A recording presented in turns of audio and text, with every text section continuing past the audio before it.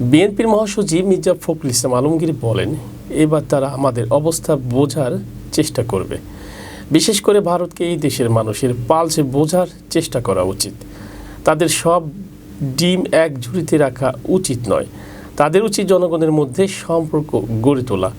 সম্প্রতি ঢাকায় বাংলাদেশে নিযুক্ত ভারতীয় হাইকমিশনার প্রণয় ভার্মার সঙ্গে বৈঠকের পর ভারতীয় বার্তা সংস্থা ANI-কে দেয়া সাক্ষাৎকারে তিনি এ মন্তব্য করেন। বৈঠকে ভারতের সঙ্গে বাংলাদেশের মধ্যকার সম্পর্ক নিয়ে কথা বলেছেন বিএনপির মহাসচিব মির্জা ফখরুল ইসলাম আলমগীর।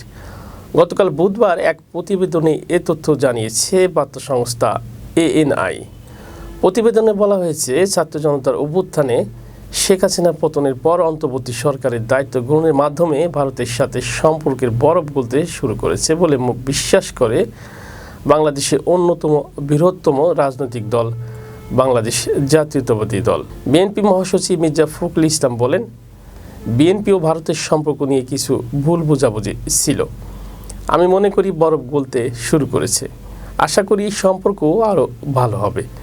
ভারতীয় হাইকমিশনার প্রণয় ভার্মার সঙ্গে বৈঠক সম্পর্কে ANI-কে মির্জা ফখরুল বলেন, আমরা দুই দেশের মধ্যে স্বাভাবিক সম্পর্ক নিয়ে আলোচনা করেছি। পানি ভাগাভাগি সমস্যা, সীমান্ত হত্যা, বিদ্যমান বাণিজ্য ভারসাম্যহীনতার কথা উল্লেখ করেছি। একই সময় ভারতের প্রধান ইস্যু ছিল নিরাপত্তা সমস্যা।